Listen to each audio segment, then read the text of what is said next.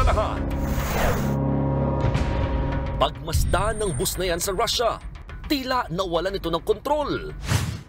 Maya-maya pa, bumangga ang bus sa isang sasakyan at tuluyang nahulog sa ilog. Ang buong detalye, abangan maya-maya lang. Magandang hapon, Pilipinas. Kasama ang buong puwersa ng News 5. Ito ang Frontline Pilipinas Weekend. 5 taong gulang na bata sa Lapu-Lapu City sa Cebu, pinupok sa muka at nilunod ng 14 anyos niyang kuya. Umano'y serial rapist na nambibiktima ng mga masahista, arestado sa Rizal. Truck sumabit sa mga kable ng telco sa Santa Cruz, Maynila. Mga nahilang poste tumagilid sa kalsada. Mga itinambak na patay at durog na corals tumambad sa underwater survey ng Philippine Coast Guard sa Escoda Shoal. China mukhang naghahanda raw magtayo ng isa na namang isla. Mother's Day na bukas. Alamin ang mga patok na panregalo para sa ating mga nanay. Piliin mo ang Pilipinas video ni Vice Ganda, pinuri ng mga netizen sa pagpapakita ng mga issue ng bayan. Pero bakit kaya tinanggalan ng tunog ng TikTok?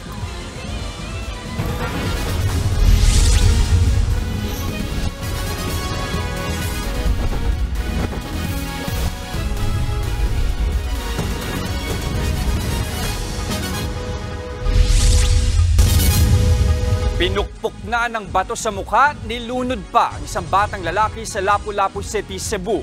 Ang nasa likod ng krimen, sarili niyang kuya na menor de edad din. Nasa frontline ng balitang yan, si Rainiel Pawid. Sugatan ng mukha at wala ng buhay na matagpuan ng 5 taong gulang na batang ito sa Lapu-Lapu City, Cebu. Pinukpok ng bato sa mukha ang biktima at saka nilunod sa dagat. Ang sospek ang 14 anyos na kuya ng bata. Base sa investigasyon ng mga pulis, niyaya ng binatilyo ang kanyang nakababatang kapatid na maligo sa dagat, malapit sa kanilang bahay sa barangay Suba, Basbas. Napagbuntungan daw ng galit ng binatilyo ang kapatid. Yung 14 years old pa lang yun, may galit na sa ama ng bata kasi brother lang niya yan. Ayaw na siya papasukin sa bahay. Pinapalayas na siya. Then siguro naipon na yung galit niya, kaya doon na nabuhos lahat sa kapatid niya na 5 years old. Labis ang hinagpis ng mga magulang ng biktima sa sinapit ng kanilang anak. Hindi sila makapaniwala sa nagawa ng binatilyo nilang anak. Sa gitna ng karumal-dumal na krimen, may payo ang mga otoridad sa mga magulang. I-treat natin sila equally regardless kung ang half or ano nila.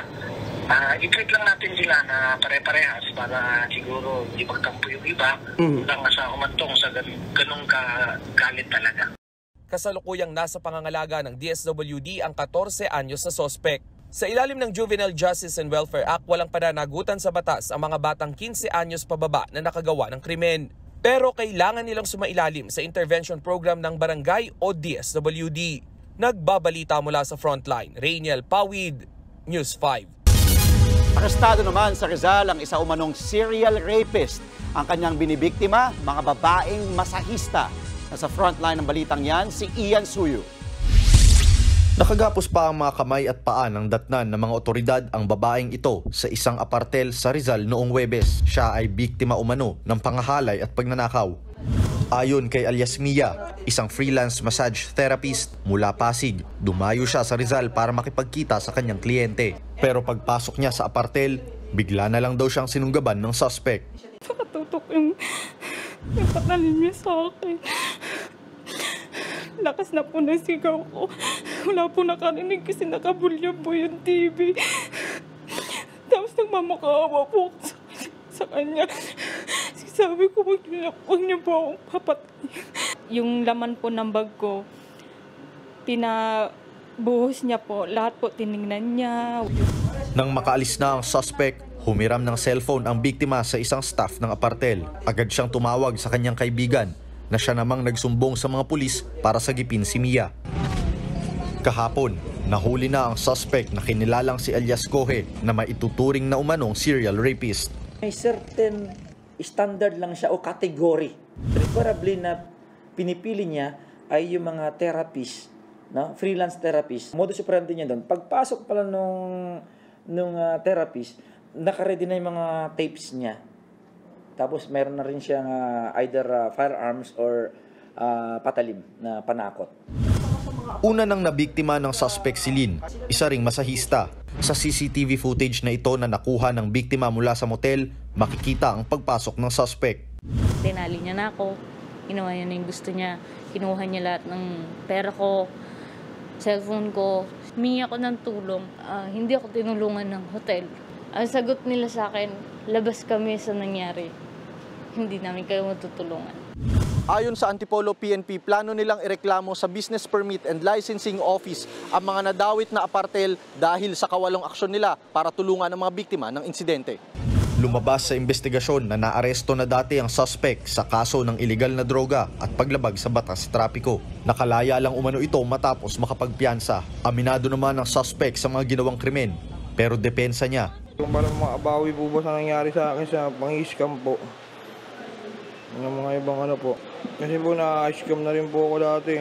Yung mga ano po yun yung extra service. Ngayon po akong pasensya, sir.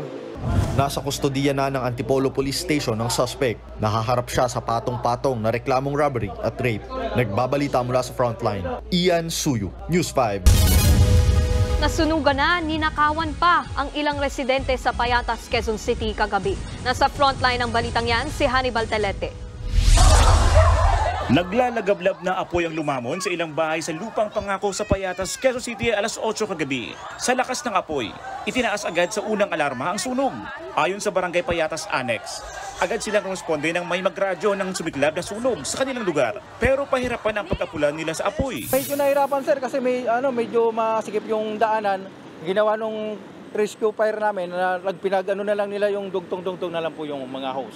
Tumagal ng 1 oras ang sunog at dineklarang fire out pasado alas 9 ng gabi. Nasa 12 bahay ang naabo at 20 pamilya naman ang nawalan ng tirahan. Wala namang nasaktan. Sa covered court muna sila ng barangay pansamantalang manunuluyan. Dobleng dagok naman ang naranasan ng ilang biktima matapos umano silang mapagnakawan. Ibig na tulungan sila, yung mga gamit po nila nawala.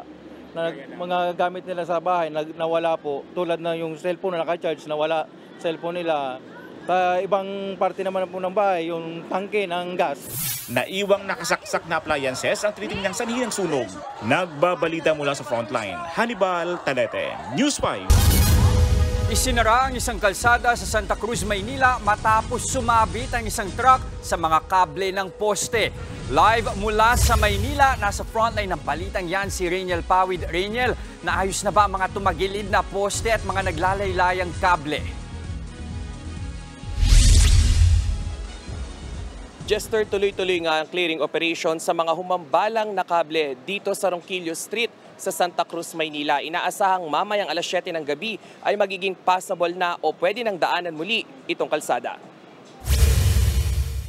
Mag-alas 4 na madaling araw kanina nang dumaan ang dump truck na ito sa Ronquillo Street sa Santa Cruz, Maynila. Ilang saglit pa, napahinto na lang ang truck. Sumabit na pala ito sa mga kable ng mga telco. Tumagilid sa kalsada ang mga poste. Higit 10 oras nang kinukumpuni ng Manila Engineering at mga telco personnel ang mga naglaylayang kable. Ikinakasa na raw ng Manila LGU ang pangmatagalang solusyon sa mga sala-salabat na kable sa lungsod. Yung operation tayo, especially sa area ng Quiapo and Santa Cruz, na talagang nililinis po natin.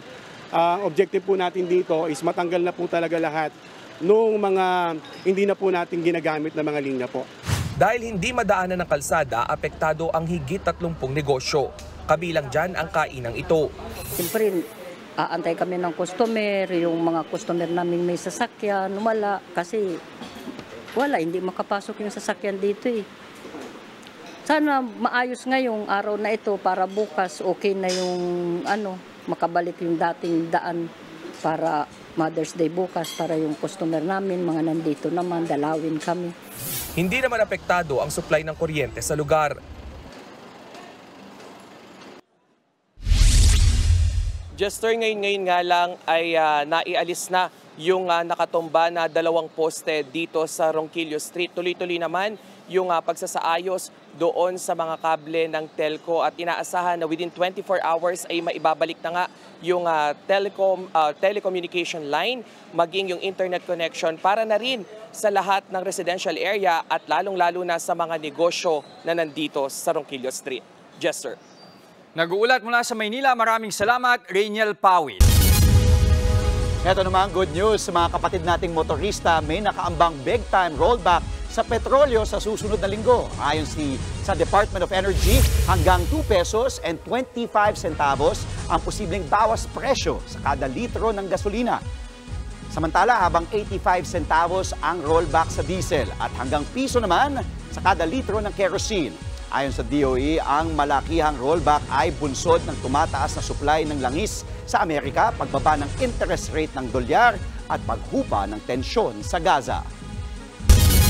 Muling kinasuhan ng Quezon City Police District o QCPD ang grupong Manibela, kasong paglabag sa Public Assembly Act, alarm and scandal at resistance and disobedience ang isinampa kay Manibela Chairman Marval Buena at dalawa pa niya ang kasamahan. Kaugnayan sa isinagawa nilang kilos protesta noong May 6 sa Batasan Complex. Aabot sa 500 ang lumahok sa naturang protesta laban sa PUV Modernization Program. Giit ng QCPD, walang permit ang grupo para magdaos ng protesta. Dati na rin kinasuhan ng QCPD ang grupo dahil naman sa 2 araw na tigil pasada noong Abril. Susunod, nakawalang sawa sa Quezon City na ikinatakot ng mga residente, nahuli na. Mga durog at patay na corals, itinambak nga ba ng China sa Escoda Shoal para gumawa ng isa na namang isla? At swimming pool na may mga bloke ng yelo, dayuhin natin sa Marilao, Bulacan. Lahat ng yan sa pagbabalik ng Frontline Pilipinas Weekend.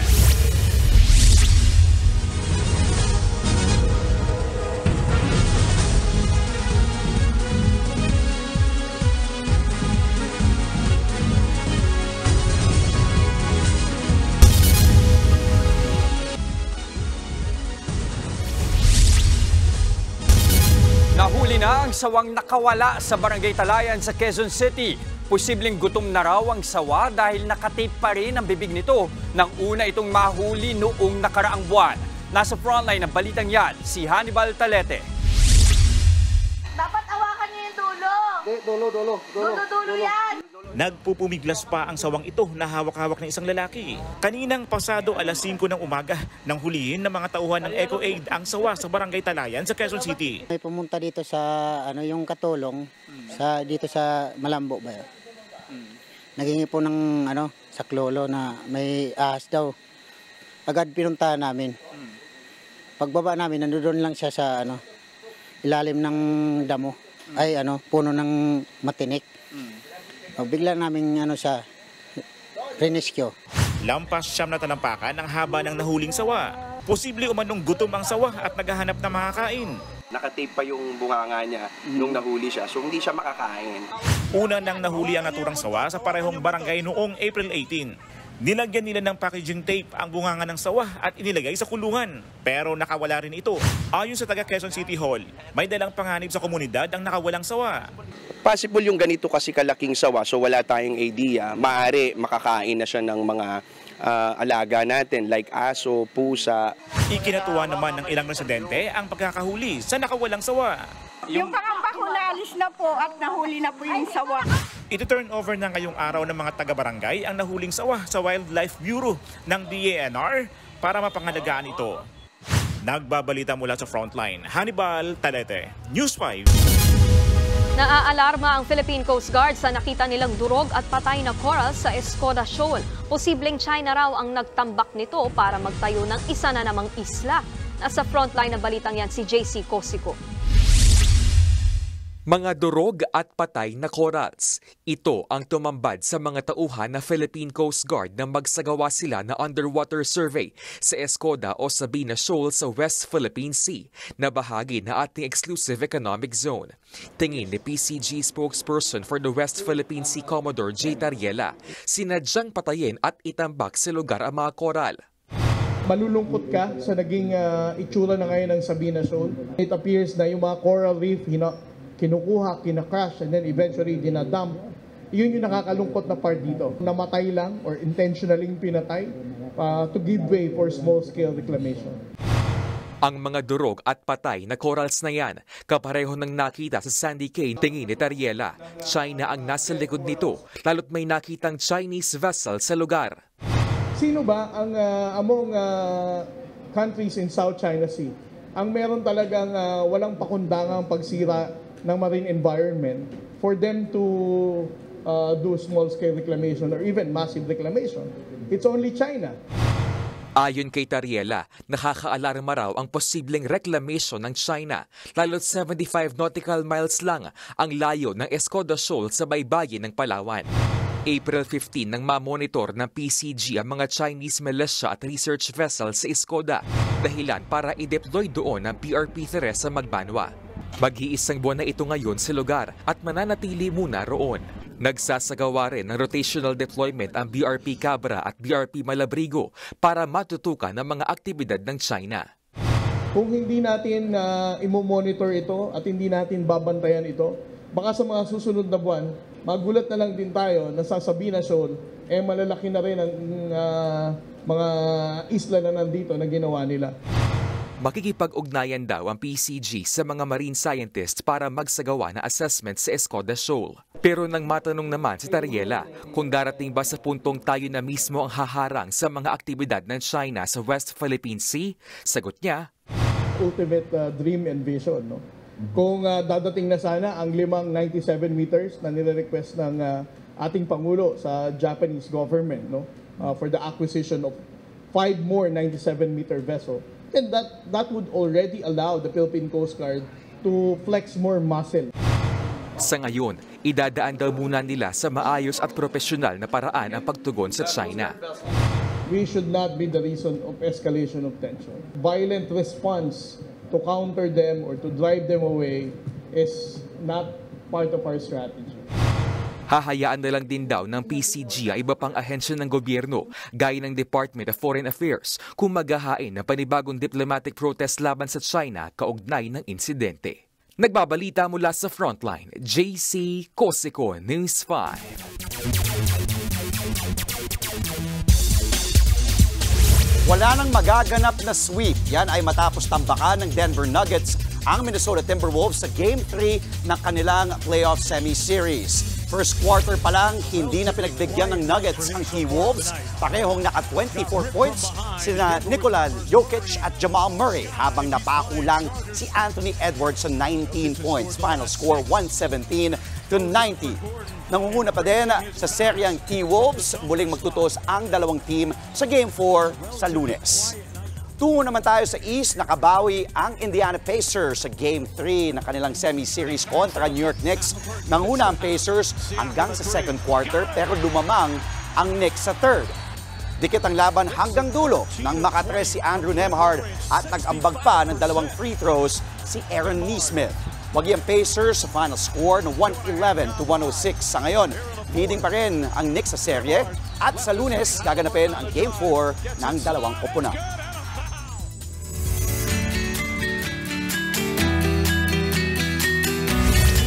Marami pang humahabol mag-outing ngayong tag-init at isa sa mga dinarayo ang trending na resort sa Bulacan na hinahaluan ng yelo ang swimming pool.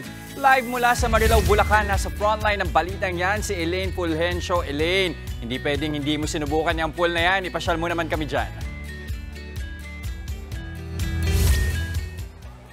Jess, nakidayo na rin tayo sa isang resort dito sa Marilao, Bulacan dahil nga sa kakaibang trip nila, no? Yung mga nagsiswimming parang mga sahog sa palamig na hinahaluan ng mga yelo.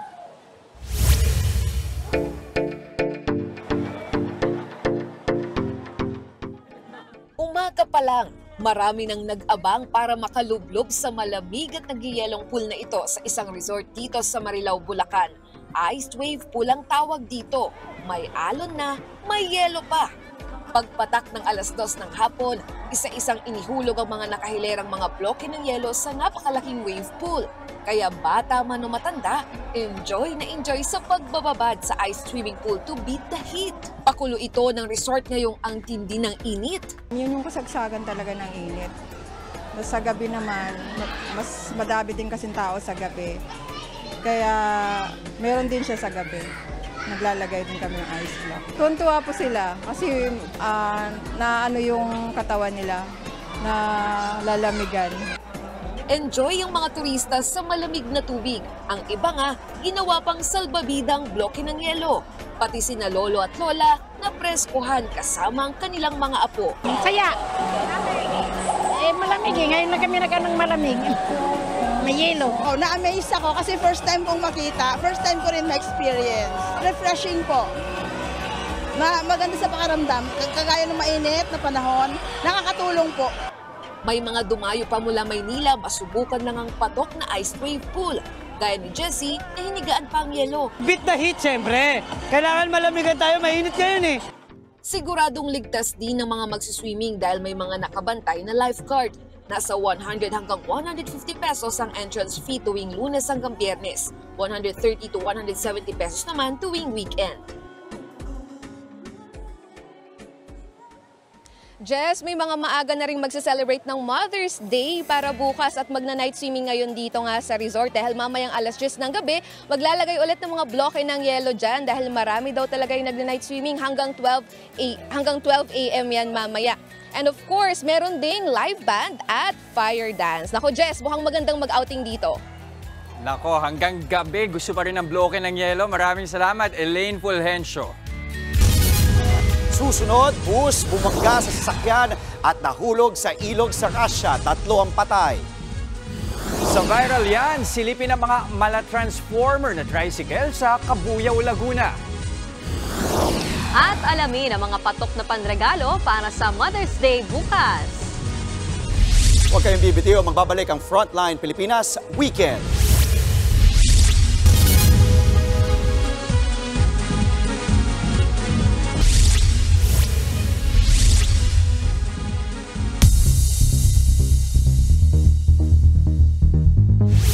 Nawalan ng kontrol, bumangga sa sasakyan at nahulog sa ilog ang isang bus sa Russia. 3 ang patay. Yan at iba pa sa Frontline News Abroad. Sa kuwang ito ng CCTV sa Russia, makikita ang bus na ito na tila pagewang-gewang sa kalsada. Pagliko ng bus sa tulay, nabangga nito ang isang kotse hanggang sa nagdire-diretso ito sa pagsalpok sa harang ng tulay at tuluyang nahulog sa ilog. Unti-unting lumubog ang bus sa tubig. Mabilis namang rumisponde ang mga rescuer. Gumamit sila ng crane para maiahon ang bus. 3 ang patay sa trahedya. 6 naman ang sugatan kung saan 4 sa kanilang nawalan ng malay. Isinugod sila sa ospital. Hawak na ng pulisya ang driver ng bus habang iniimbestigahan pang sanhi ng aksidente. Sa drone footage naman ito sa isang riles ng Trans Argentina, makikitang wasak ang unahang bahagi ng tren na ito at nadiskaril pa matapos bumangga sa isa pang tren. 9 na pong ambulansyang rumisponde. Meron ding mga nagdatingang rescue helicopter. Wala namang nasawi pero umabot sa 9 na po ang sugatan kung saan 30 ang kritikal. Iniimbestigahan pa ng mga otoridad ang sanhi ng banggaan. Nagbabalita mula sa Frontline, Mon Gualvez, News 5. Mother's Day na bukas mga kapatid. Ang tanong ko, nakabili na ba kayo ng regalo para kay nanay? Bale, may isang food expo sa Pasay na perfect sa mga health-conscious na nanay. Ito ang report ni Faith Del Mundo. Mama, nanay, mami, inay, inang. Iba-iba man ang tawag, iisa lang ang ilaw ng tahanan. At dahil Mother's Day na bukas, may naisip na ba kayong magandang regalo? Worry no more! Bibigyan namin kayo ng mga gift options para kay nanay na gawang Pinoy at healthy pa. Try this organic pesto at lettuce chips with different flavors. Ang presyo niyan, 100 hanggang 130 pesos lang. Healthy snack siya basically because it's made from lettuce, no? And the lettuce and the other products that we have are produced namin. We have a farm in Silang Cavite, so basically it's fresh, no? It's picked on the same day, and then we produce it immediately. Meron ding mixed fruit chips, gaya ng guava, purple yam, banana, mango, at sweet potato. Lahat ng yan, 100% real fruits and veggies. 85 hanggang 275 pesos lang yan per pack. Kung panulak naman ang kailangan, meron ding tinatawag na miracle fruit drink na nagkakahalaga ng 450 pesos per bottle. Antioxidant, detox po, laxative purgative po siya. And then ang pinakamaganda po sa kanya is may property po siya na anti-angiogenesis na mag-paralyze ng mga tumor. Then cancer cells po. Antibacterial, booster po siya ng immune system natin dahil may magnesium, potassium po siya. So mainam sa mga blood vessels natin sa regulation po ng dugo tulad ng mga nanay. So ilan lang yan sa mga produktong tampok sa International Food Exhibition o IFEX sa World Trade Center sa Pasay. Maraming mapapagpili ang mga produkto dito mula Luzon, Visayas at Mindanao. Pwede mo ring isama si Mama para siya na mismo ang makapili. Hanggang bukas na lang ang Food Expo alas 10 ng umaga hanggang alas 7 ng gabi. Nagbabalita mula sa Frontline, Faith Del Mundo, News 5. Susunod, panghaharas ng China sa West Philippine Sea, ipinakita ni Vice Ganda sa kanyang Piliin Mo ang Pilipinas video. At sa viral yan, makisakay tayo sa mga mala robot na tricycle sa Cabuyao, Laguna. Tuloy-tuloy ang balitaan sa Frontline Pilipinas Weekend.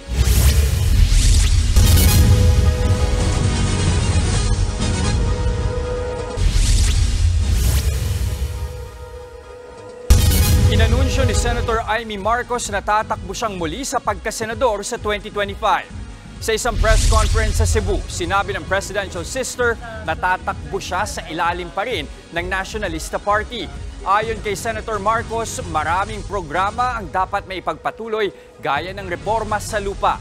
Nais din daw niyang itulak ang pagkakaroon ng hybrid elections o yung magkahalong automated at manu-manong botohan. Patapos na ang termino ni Marcos sa Senado matapos siyang manalo sa halalan noong 2019. Tatakbo ako sa 2025. I'm seeking re-election. I'll still be under the NP. Di pa ako magpapalit ng tamad ako magpalit-palit ng mga partido. So, dyan lang, steady lang ako sa NP. Paano? Kaalyado naman ng administrasyon. No?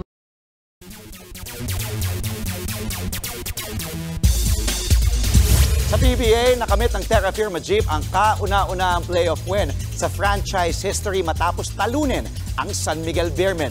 Dikit ang laban sa first quarter pero lumamang ang Terra Firma sa second hanggang sa natapos ang laro sa score na 106-95. Sa Miyerkules ulit mag-aarap ang Terra Firma at ang SMB para sa do-or-die match. Best player of the game si Isaac Go na nakatala ng 22 points at 5 rebounds.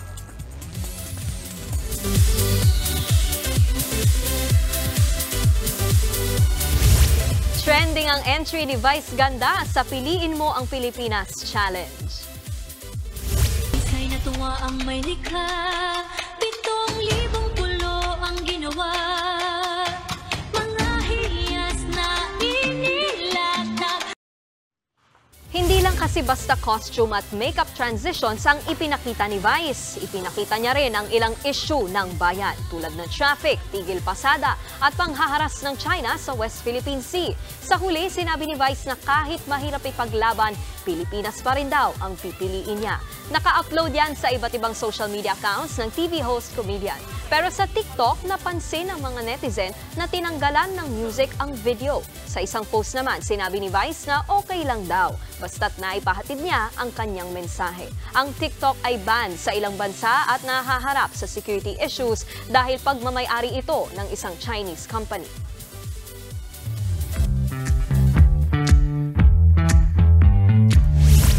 Okay, Nikki, Andre, mahilig ba kayo sa Transformers? Ang ganda-ganda. Sa'yo, ang bilis sa sagot. Buti tama. Transformers kasi talagang big Optimus Prime. Optimus Prime fan ako. Hindi, sobrang excited niya. Napa-prime ako. Hindi, pero big Optimus Prime fan talaga ako. As in, ang dami kong mga Optimus Prime. Bata pa lang, yun na, may collection ka. Ito si Nikki, pakikipin naman. Yes. Meron naman akong nagtatransform na kakausapin mo. Optimus, Prime? roll out. Yes, magtatransform siya sa harap mo. Pero ano sabi mo, Optimus Prime? Hindi, mas magaling pa yung robot. Tingnan natin kung Optimus Prime yung sinabi niya. Kasi merong ilang tricycle sa Laguna na agaw eksena ang pormahan ng mga ito hango sa mga paboritong karakter sa pelikula at comics. Panoorin natin sa report ni Mondi Lopez. Astig na trike baka mo. Presenting Modified Tricycle. o mga nilevel up na trike na ang lakas talagang maka-attract.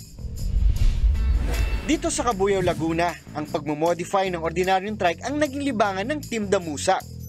At ang napiling tema na magbabarkada, mga bidang robot sa isang pelikula. Bawat sasakyan, detalyadong-detalyado ang pormahan. Mula kay Bumblebee, Optimus Primal, hanggang kay Optimus Prime. Di rin nagpahuli si Megatron. Napili ko si Megatron na karakter kasi lahat kasi ng concept ng mga kasamaan ko puro superhero. Kaya may iba naman Megatron para ako yung kontrabida sa nila. Wala kayo sa motor nila, no? At naligaw yata sa grupo ng Transformers ang friendly neighborhood na si Spider-Man o lakas makapogi, astig. At sino nga ba ang nasa likod ng pagdidisenyo? Walang iba kundi ang binansagang hapon ng grupo. Bali, pinapagawa po nila sa mga hilig nila at kung ano pong mga tema ng paggawa nila ng sidecar. Sa picture po bumabase, sa cellphone lang mga bagong logo ngayon. Sukat, laki, depende po sa paggagawa na sidecar ng mukha. Kita nyo naman, hindi lang unahan ng sidecar ang nag-upgrade. Ultimo mga ilaw, upuan, preno, pintuan, gulong at speaker to the next level. Nandito tayo ngayon kay Prime at makikita nyo naman napaka-detalyado nitong tricycle na to. At ang pinakahamon dito, itong mga accessories na to, ang pyesa galing sa iba't ibang junk shop. Yung iba, dinadayo pa nila sa Batangas. At ang isang sidecar na ito, umaabot sa 15 days hanggang isang buwan bago mabuo. Tagal, di ba? Ang tanong, magkano kaya ang nagagastos ng mga lodi natin? 250,000 na, mga ganun. Nasa 300,000 pesos. Woo! Ayoko na lang mag-talk. Pero pakinggan muna natin ang busina esta istorya ng mga bida. Ang single dad na security guard ni si Noriel, lifetime partner na kung ituring ang trike niyang si Bumblebee. Ako po ay isang security guard. Yung sahod ko po, doon ko po ginagamit ang pagpapaganda dito kay Bumblebee. Si Joven naman, trip maging Spidey. Pinakapaborito ko po talaga si Spider-Man simula po nung bata pa ako. Sound trip naman ang hiling ni Devon, kaya pangmalakas ng speaker ang inilagay niya kay Megatron. At si Henry, negosyo na talaga noon pa ang paggawa ng sidecar. Ito, isa pang real talk. Alam nyo bang hindi rin ito basta-basta pinapasada? Ang ordinaryo pong tricycle is pamasada. Sila po nasa ano na lang, pandispin na lang po sila. Inaarkila sila yung sa kasala, limbawa sa mga piyestahan, kandidato, yung pang tumutugtog sa mga ano na yan, sa bawat event. At ang pinaka-ultimate ride ng magtotropa, sumali sa mga tricycle show. May mga sound battle kami. Kailangan kasi hindi lang trike ang maganda, kailangan sound din kasi may competition din sa sound. Certified agaw eksena ang mga level up trike nila sa kalsada. Dagdag forma, angas at pogi points. Happy weekend mga kapatid! Mondi Lopez, News 5. Galing mo talaga, Mondi. Pati ang gagaling, no? Oo, alam mo kung ako yung pasahero, parang ako yung mahiyang hindi magbigay ng tip eh. Magkano kaya yung pamasahe doon, no? Tama, tama. Maganda sana kung nagtatransform din eh. Oo, di ba? Yes. Yes. Masubukan natin yan. Masubukan natin na sa susunod na linggo po. Bukas. At yan ang mga impormasyong dapat ninyong malaman. Mga balita para sa may alam at may pakialam. Kami ang inyong mga kasangga sa Frontline Pilipinas Weekend.